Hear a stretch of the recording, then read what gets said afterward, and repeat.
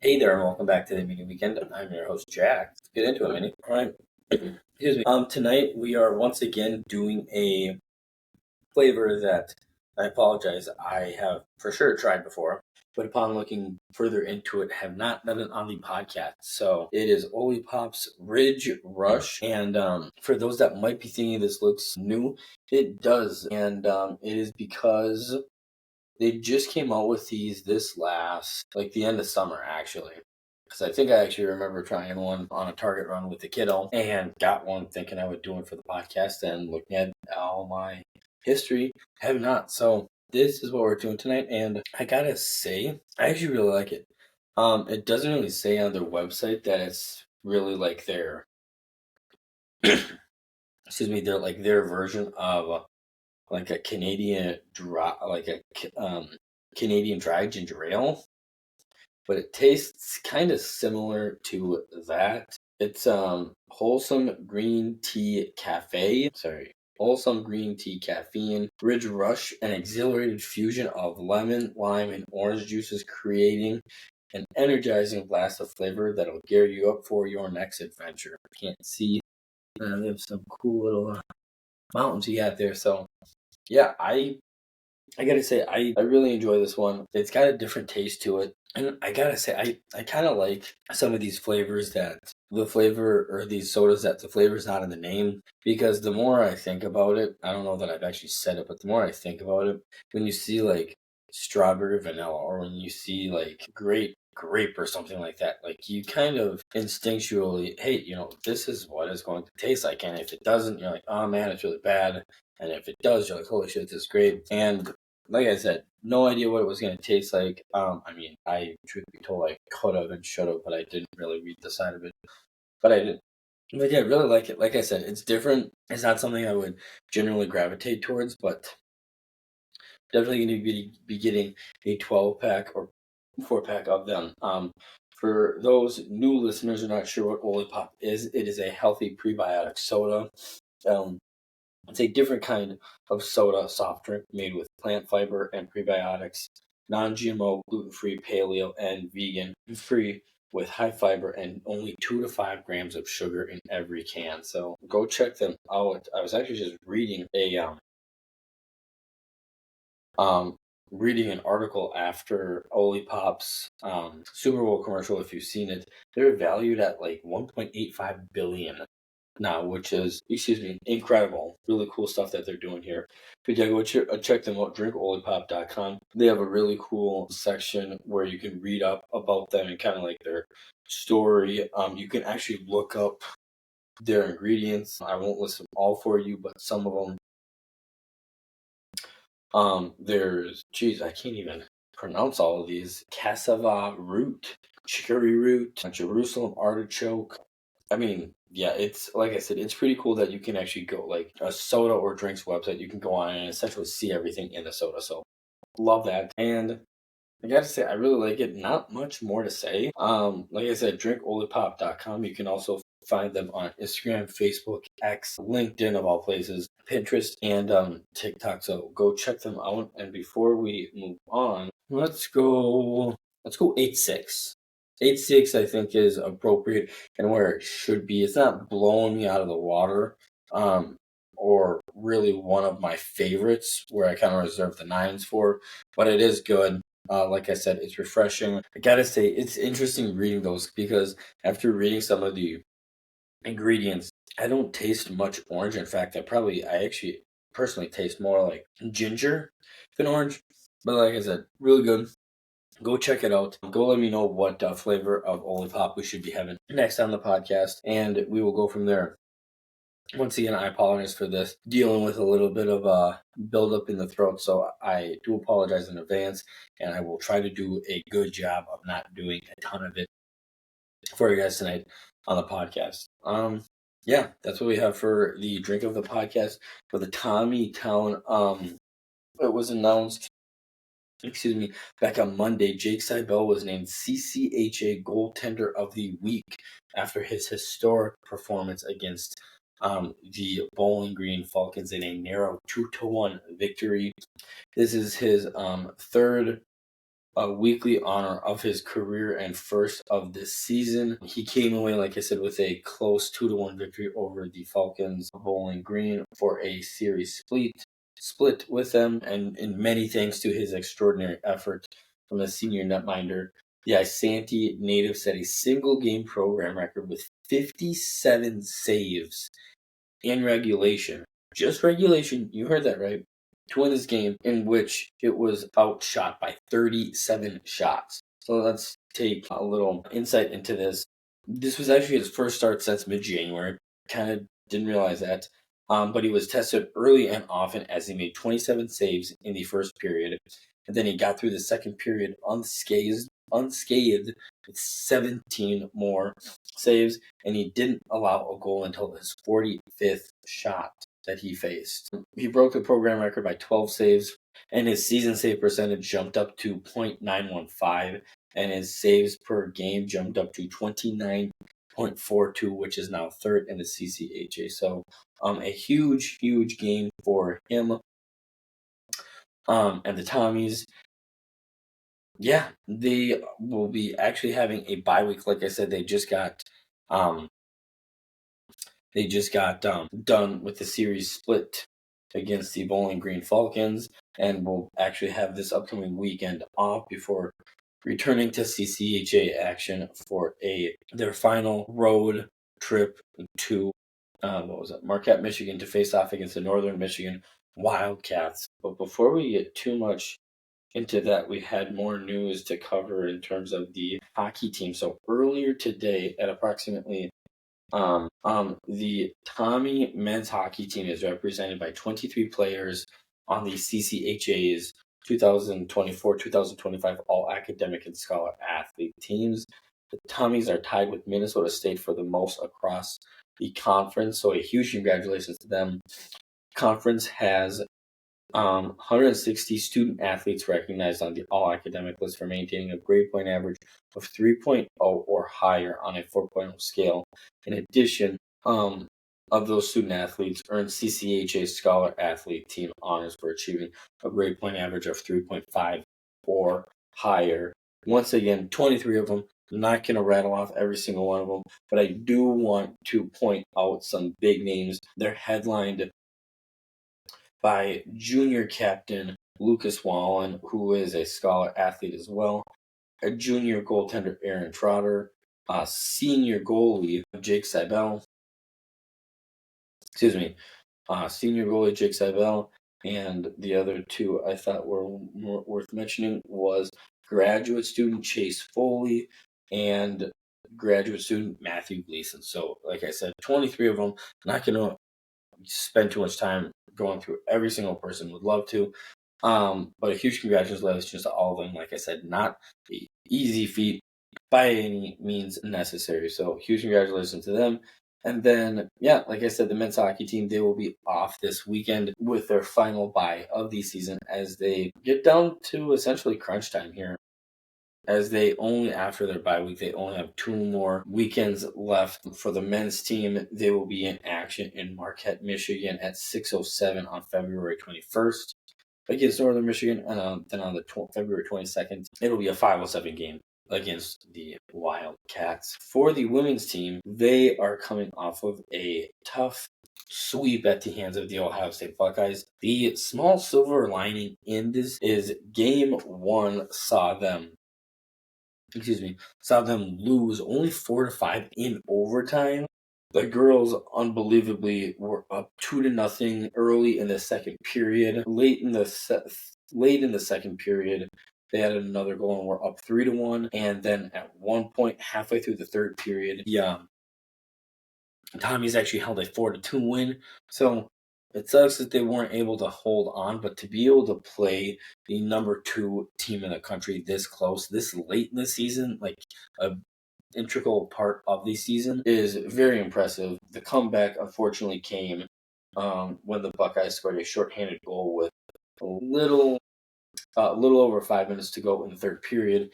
They tied it up with 30 seconds left, and then just over a minute into overtime on the power play, the Buckeyes would secure the win.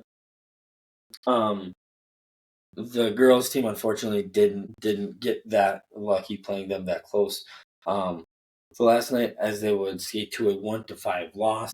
But the ladies they're not out of it. They're currently seventh in WCHA standings. They have 17 points. And are only ahead of Bemidji State, who have 8 points. They're not far behind Minnesota State with 22 points. And they can definitely, with 4 games remaining, catch them. But right now, Wisconsin, Ohio State, and Minnesota have all clinched home ice for the first round. So chances are, regardless of if they get 6, 7, or 8 spot, they're going to be playing at one of the 3 top teams that are listed as the favorites to win the entire thing. So tall task at hand, but definitely want to finish the season strong. So like I said, they're next up against the Bemidji State Beavers, the only team behind them in the standings. So hopefully they can pick up 6 big points here. Friday, the 14th, the game will be at 7 p.m. at St. Thomas Ice Arena.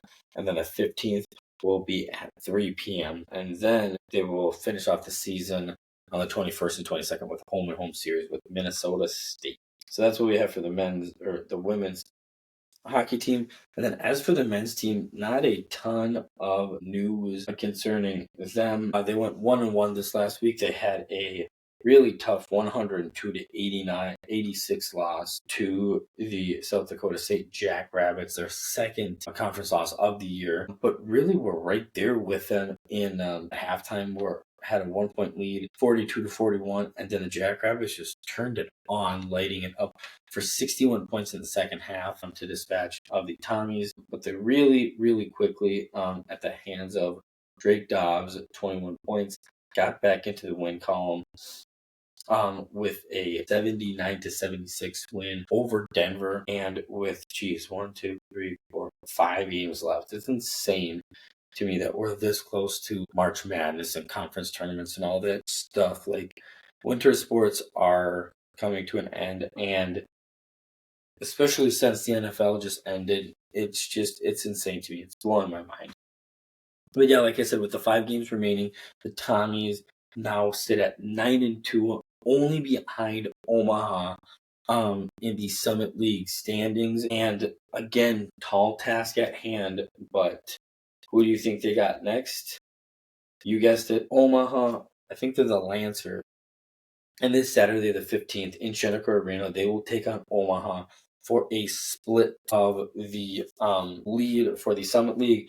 I'm not really sure. I should have looked before we got on here. I'm not really sure what tiebreakers are and everything like that. The Tommies actually technically do have a better overall record, currently at 19-7 to Omaha's 16-10. St. Thomas is perfect at home, 11-0, and 7-6 on the road. So, like I said, I don't know what that is, but should they beat Omaha this upcoming game, they control their own destiny in terms of winning the regular season conference championship. But like I said, tall task at hand, and pretty crazy that this time next year they could be playing for a chance to go to March Madness. Again, insane to me. But yeah, they got that game on the 15th, and then the night of the next podcast on the 19th, Wednesday, they will be in Vermillion, South Dakota, to take on the Coyotes for their second game within the next week. So hope them the best and hope they can come away with 2 big wins. And then for the women's basketball team, they've been kind of coming into their own here. They had a pretty big win tonight against the North Dakota Fighting Hawks. They're not the Sioux anymore. Can't be the Sioux. Fighting Sioux. But they're currently on a 1-2-3 game winning streak and have won 5 of their last 6. So again, getting hot at the right time. They have games coming up here in Kansas City on the 20th, and then in Shenandoah Arena, they will take on the Coyotes for their 2 games this upcoming season. But just like the men's team, they got 4 games left until they are in the Summit League Championships, which is still blows my mind, even though I just already said it with the men's team too. But yeah, super exciting stuff. Can't wait to see them underway. It'd be nice to see both these teams kind of make some noise in the actual championship bracket. and kind of get some of those, maybe bigger names and make a push to make March Madness for both teams next year. So good luck to both of them. And then kind of totally forgot, but at the conclusion of the Super Bowl, I thought, hey, why not check into the Tommy's football team? Not a ton going on.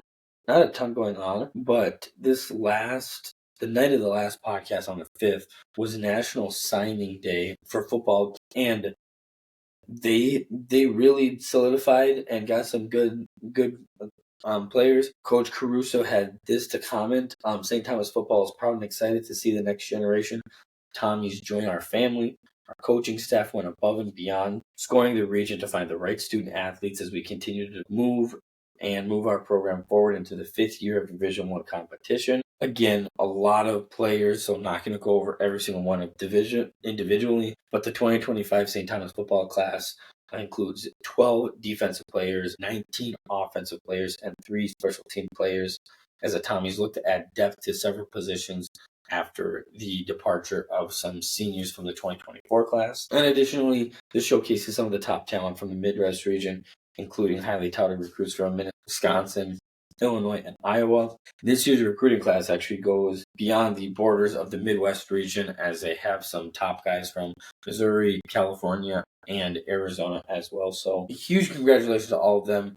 Best of luck to the team. And oh my gosh, now that the Super Bowl is over, I am itching for college football, because college football always starts about a week and a half, depending on when you look at it, than the NFL season. So super, super excited. And then, like the last couple of podcasts, before we jump into a little bit of our professional sports here before we wrap up for the night, want to give out another shout out to UNRL, the sports athleisure apparel company in Minnesota.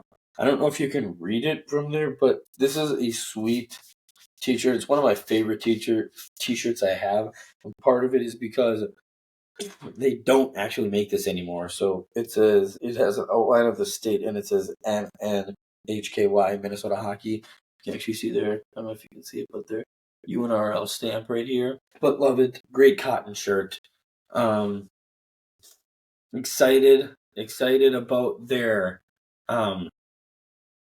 excited for their spring drop. For those that didn't see, you should go on YouTube or go to their website, unrl.com, and you can watch their new commercial promoting this drop that they just had for the Super Bowl. For their spring drop, they dropped over 100 different things, ranging from brand new apparel,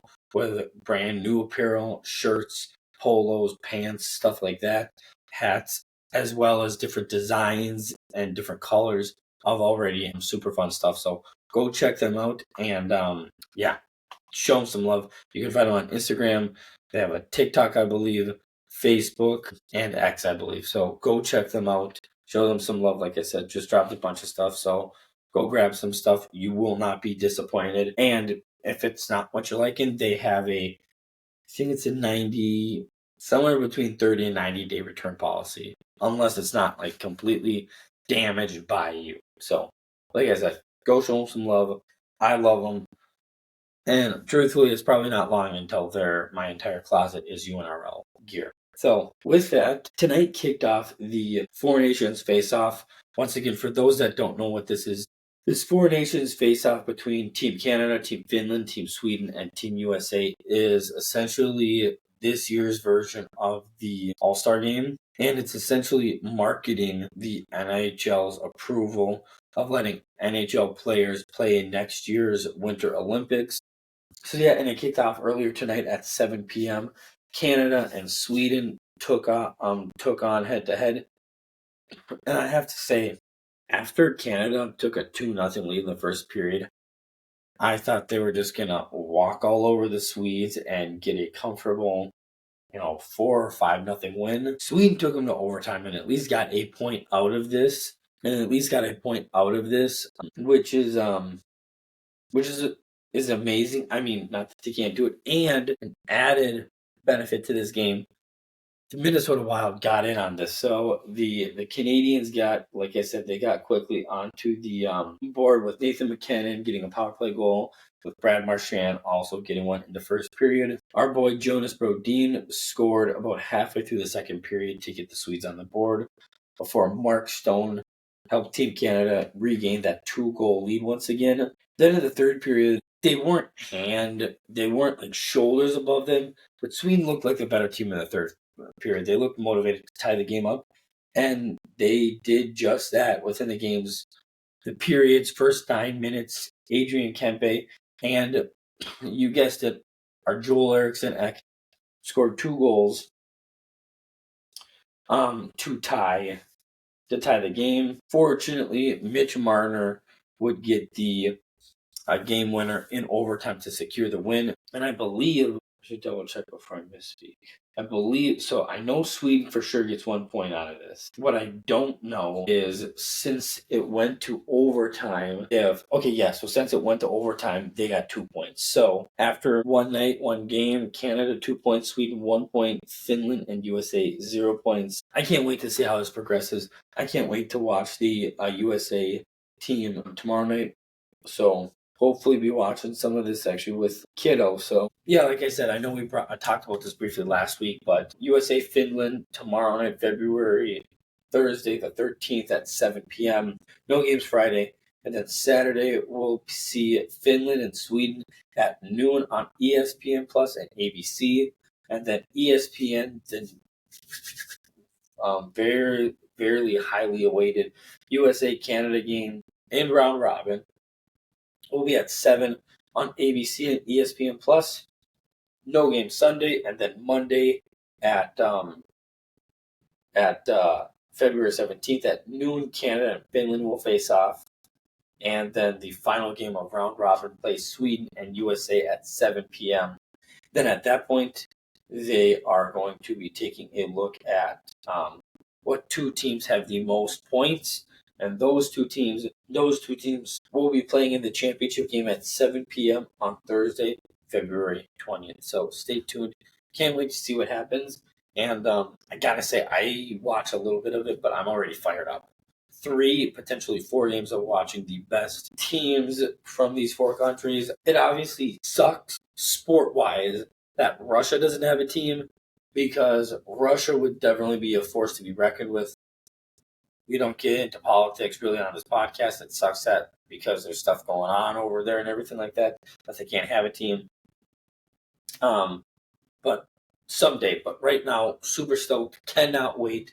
It's going to be super fun, so go check them out.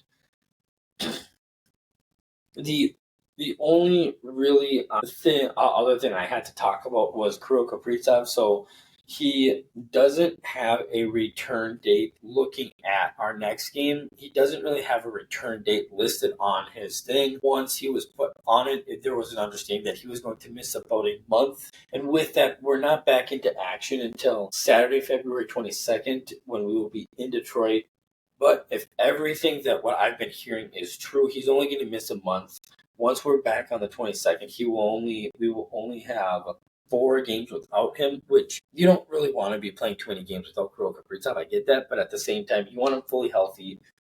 This team is finding ways to win games and stay competitive without him, and you definitely want him, 100% healthy for the final playoff push and for playoffs. Again, this is very much a team. We talked about it with Dan at the preseason preview and everything like that. This is very much a team that I think a lot of people were counting out this year. So just by making the playoffs, I think would be a successful season for them. But we're going to have to wait and see. Like I said, we get a little bit break here to watch some amazing hockey. Go USA. Let's go kick some ass. And then after that, we'll be right back in the thick of things with the last, 37, 57, 56, with the final 26 games left in the season, and with the race so tight, I should say at least in the top, so tight in the top for the season opener. And then it is also worth noting that Philip Gustafsson got the start tonight for Sweden, who unfortunately picked up the other loss, but we still love you, Gus. Yeah, that is what I have for the Wild and for hockey. For the Timberwolves, God, they, a lot of people, I didn't really get any questions from you guys, which is totally fine, but a lot of fans on Twitter, on Facebook, on Instagram, were wondering why we didn't really make any deals at the deadline. And in my opinion, there's two reasons. One, we didn't really need to be making trades. This is a team that, when we're playing how we should be playing, there's not a team we can't beat. Fortunately, we haven't had a ton of games where we're firing on all cylinders, winning and playing how we should win. But the second reason we didn't is because of the trade that we made to get rid of Cat and get Julius. We would need to have less. We would need to be sending out more money, essentially, than we're bringing in, because we're in that second apron of the salary cap, which is just hard to do. It's hard to do that in general, but it's hard to do that and feel like you're getting what is a fair and appropriate trade. And for those that were being completely ridiculous, the Wolves were never going to get Luka. I understand we either reached out to them or they reached out to us about Luka before it happened, but the rumors were, okay, we potentially could have gotten him, but there's no. Apparently, what I heard was there was no way that was going to happen without Dallas getting Anthony Edwards. And in my opinion, the only reason it's like LeBron James, except Anthony Edwards is younger. You wouldn't trade for, if you're the Timberwolves, you wouldn't trade for Luka Doncic unless you were going to pair him up with Anthony Edwards. And if Anthony Edwards is like the one guy that they want, like, fuck no, that's just not going to happen. So, like I said, I'm not upset. I'm a little perplexed that there wasn't more rumors like I talked about last week, but not upset that we didn't make any deals. Kind of expected that. But I'm looking at this game that we lost to tonight to the Bucks, and holy shit. Didn't really get a chance to watch much of this game, and thought it was a good game. Was like, okay, we lost by 2 points to a really good team.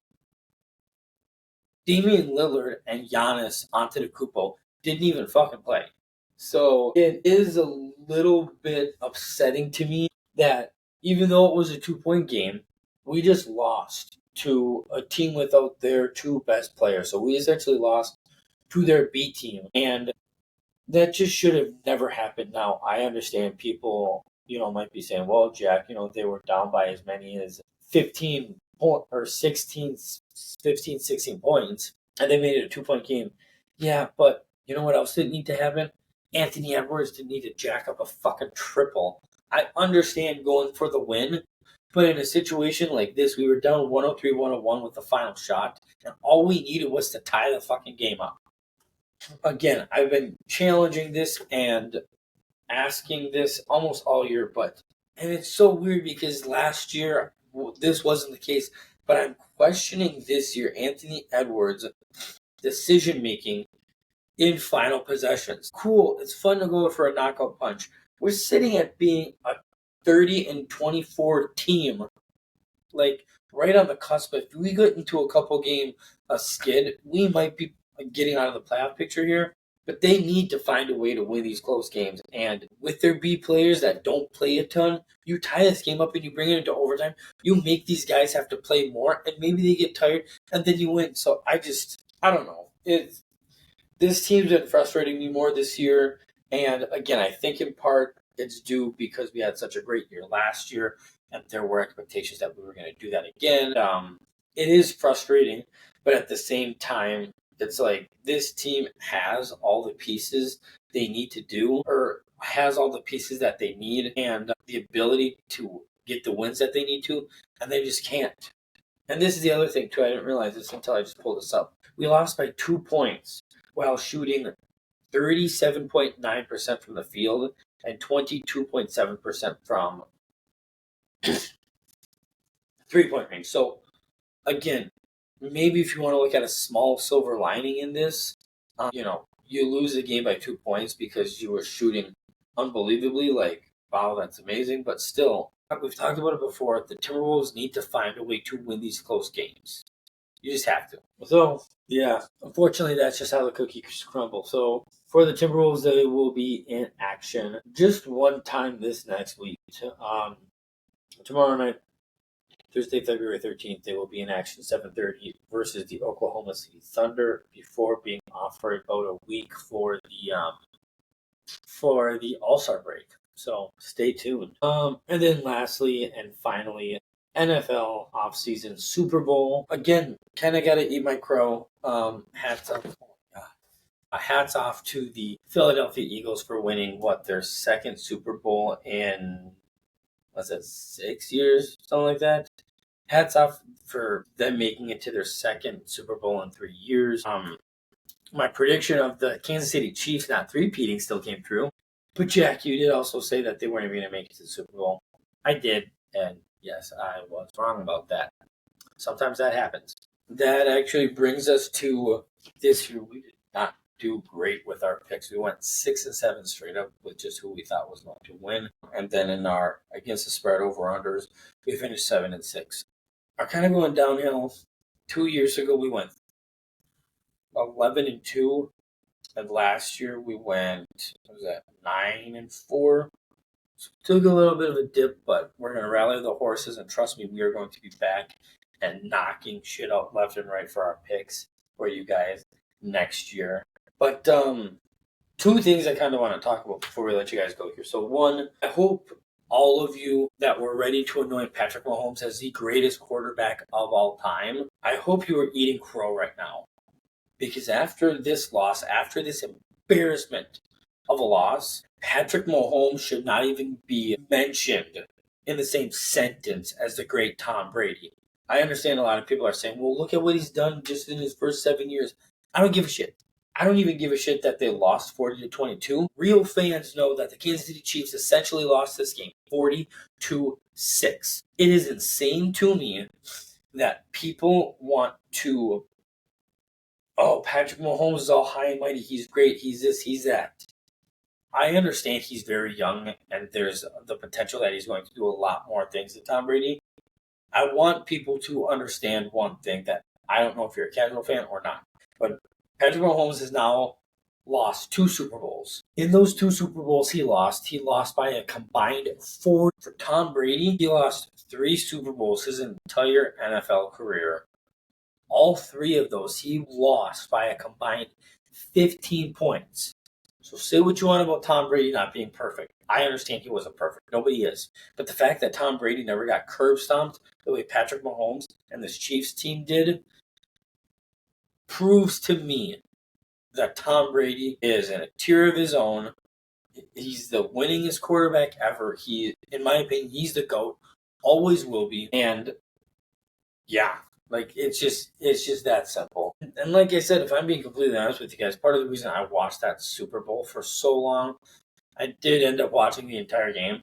Part of the reason I kept watching was because I kept thinking to myself, I'm sure like a lot of fans, okay, when's the comeback going to start? Okay, when's the comeback going to start? And it just never did. So, again, you got to give credit when credit's due. Philly was clearly the better team for the 60 minutes of that game. I don't think there was ever a time in that game where people thought, wow, the Chiefs look like the better team. And if you did, what the fuck?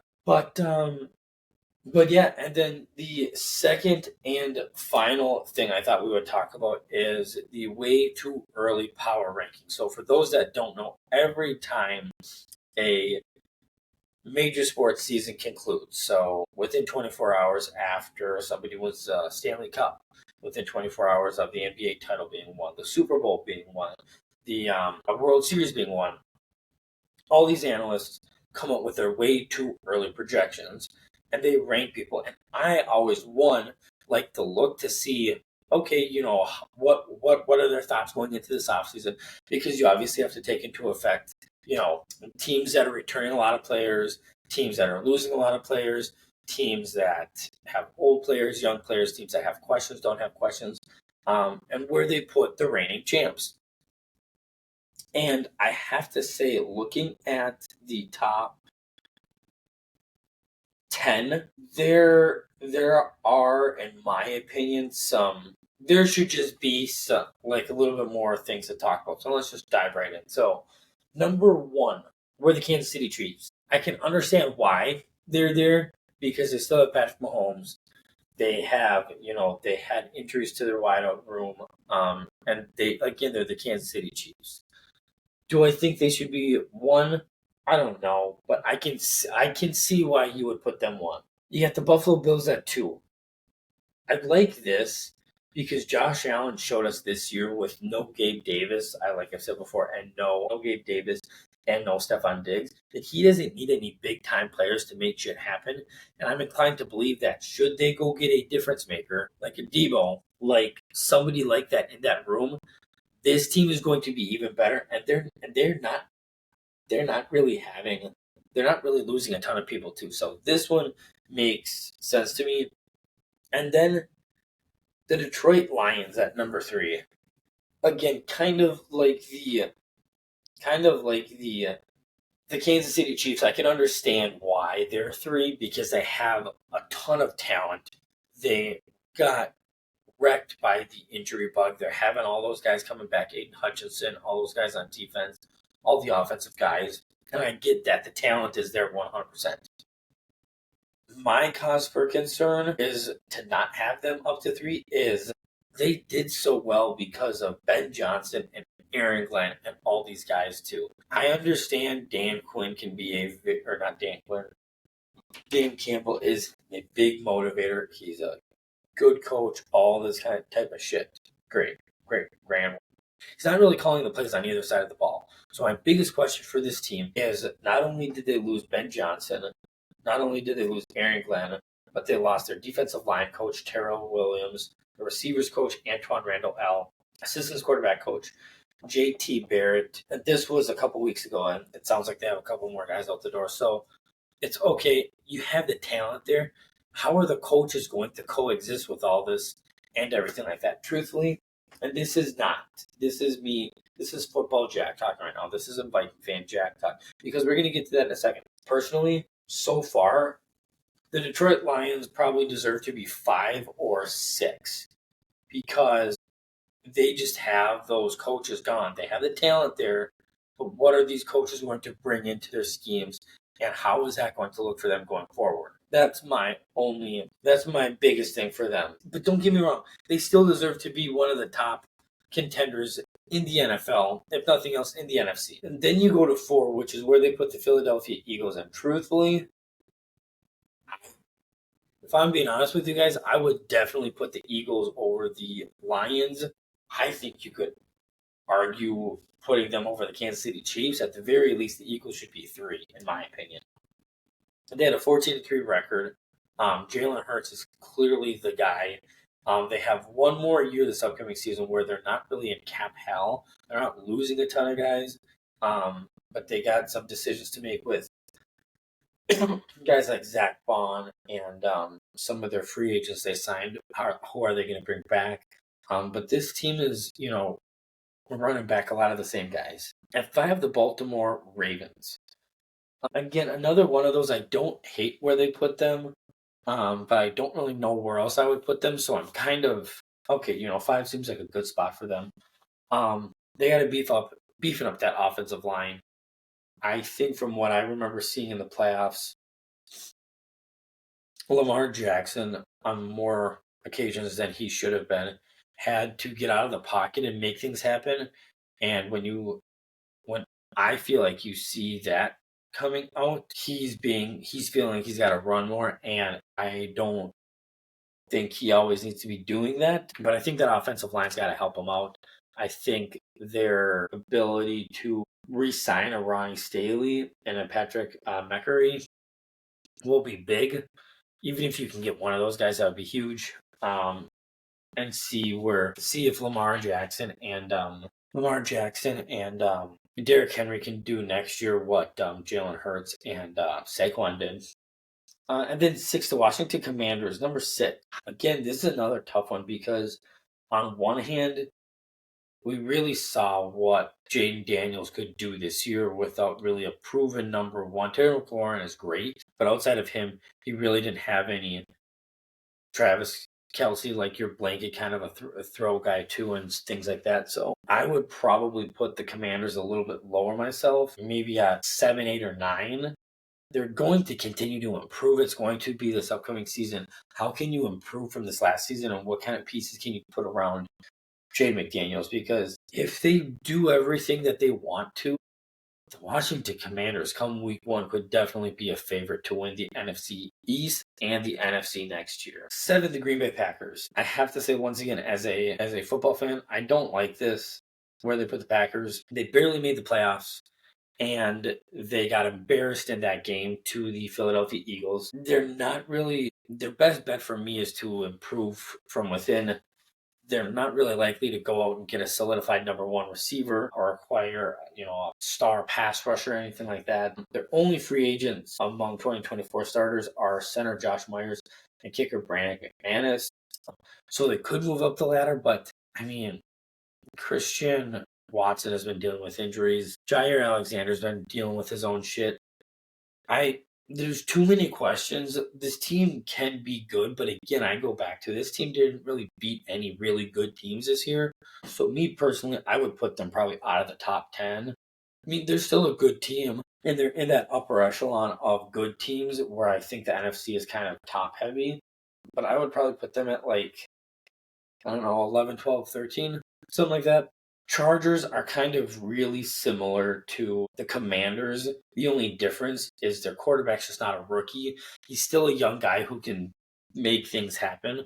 But the Chargers rookie is Jim Harbaugh. So they got the first year under their belt. They made the playoffs. They got some good use out of Lad McConkey and some of their guys. And I'd be very interested to see what they can do to beefing up their interior offensive line and maybe even their wide receiving core just to get some more proven star power for him, and that could catapult them a little bit higher. So 8 seems to me like a pretty good spot for them. The Cincinnati Bengals. This was a tough one for me because on one hand, again, I don't think anybody saw their defense being this bad this year. And if their defense was at least a little bit better, Joe Burrow and Jamar Chase were unbelievable and definitely could have made some noise in the playoffs. Like I said, if their defense was decent. So once again, I think 9 is probably a good spot for them. There's questions now about, okay, what are you going to do on the defensive side of the ball? Can you bring in can you bring in another D coordinator that can actually make something happen? So that'll be the biggest key for them. And then rounding out the top 10, the Minnesota Vikings. And again, being completely honest with you guys, I'm glad we're 10. I think it's appropriate to put us at 10 because of what we proved this last year. But I think very similar to last season, there's too many question marks going into the season. Are we going to bring Ginkle back? Who's going to be our quarterback? Week 1, how's the draft going to go? What free agents are we going to be able to sign? So if I'm being honest with you guys, I would put us kind of, like I said, with the Packers. I would put us like with the Packers and the Packers, probably somewhere in that 12, 13, 14, where again, we got some good guys coming back. We got the coach of the year. Shout out to our guy, Kevin O'Connell. But again, there's just too many question marks in my mind to put us in the top 10 or even higher. Talent wise, yeah, it's there. Put us as top 10. But yeah, that one was tough for me. I love to see the Vikings get their credit when they do, but I don't know that it should be that high. But yeah, that's the top 10 right now. We're not going to go through everybody. That would take way too much time. But I see down here the Tennessee Titans 32, Giants 31, Cleveland Browns 30, New York Jets 29, and Las Vegas Raiders 28. I think that's perfect. I think all 5 of those teams are going to be all 5 of those teams, if all 5 of them, if not for sure 4 of them, if not 5 of them, will probably be the top 5 picks for the 2026 NFL draft as well. But yeah, so if anybody is wondering, now that we're done with the Super Bowl, we have only 203 days until the 2025 NFL season gets underway and 206 days until Vikings football kicks off. But who's counting? We totally are over here at the mini weekend. And with that, I will leave you guys with. Till next time, Mini.